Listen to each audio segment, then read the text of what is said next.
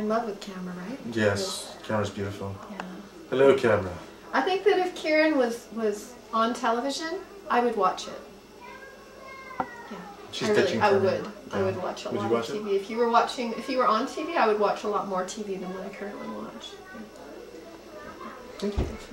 That might be because you know me though. Well, no, you know, you're one of the most entertaining people I know, and one of the smartest people I know. I don't know. And if I'm interested in Wait, you're Nielsen, aren't you? Or yeah, and I'm on the box. I'm on the box. Yeah, she's Nielsen. Yeah. See, that's one. Yeah.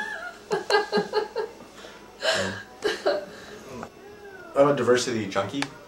I love diversity. We've got a fantastic planet here, but the diversity is going down like crazy right now. We've lost a couple thousand languages over the last 100 years. We've lost untold numbers of species.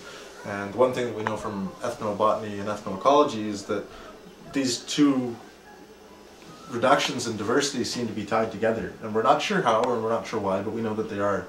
So whenever the cultural resilience breaks down, then the resilience of the landscape itself breaks down. Whenever the landscape itself breaks down, the cultural resilience breaks down too. The sacred is such an important component. In India, there's sacred groves all the way along the Western Ghats. They're the only place where a lot of species are found now. They're found nowhere else. They've been wiped out completely everywhere else except for these sacred forests. We've got a similar process going on in Ghana. You know, that's a more direct kind of example.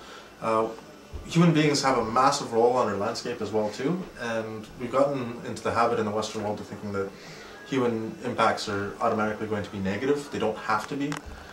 There's whole ecosystems, for instance, back to Ghana, those groves were created by people. You know, they started off and you can watch them grow, and people use them as like a little net for the diversity, so as they see stuff they'll bring it in kind of thing. There's other ones down in the Amazon. The whole black earth of the Amazon basin, which is like the richest part of the Amazon basin, that's all anthropomorphic. It's all human caused, you know, over thousands upon thousands of years. So there's no reason why we can't live in harmony with our planet. There's no reason why we can't live in harmony with our neighbors, and there's no reason why we can't maintain diversity. So that's why I'm interested in this stuff. The whole shamanic aspects of things.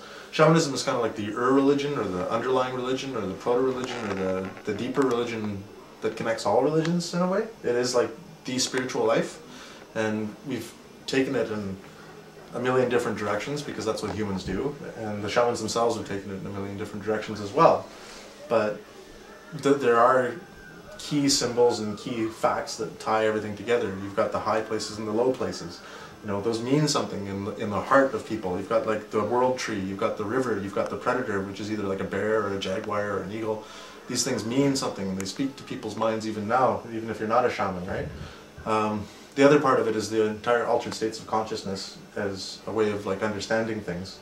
And yeah, drugs are one route, but they're not the only route. So Mircea Eliade, who is one of the big writers on shamanism, he wrote off all of the people who are taking drugs as kind of like a step backwards from the true shamanism.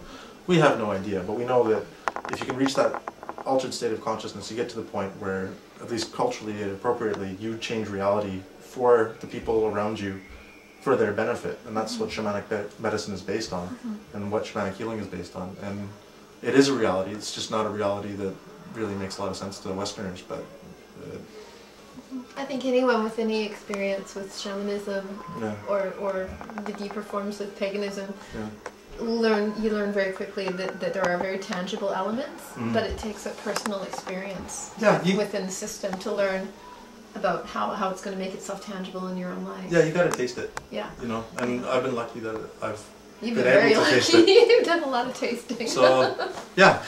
Yeah. So that's why I like shamanism. That's why I think this would be a fun show. Alright. Welcome to Drunken Shaman Night. The camera, Carol. That's right. I've loved you, camera. Right. You Camera, have to get down for the camera. Get Camera. down. Get right down. Camera, can you feel the fire, camera? Can you feel the flames?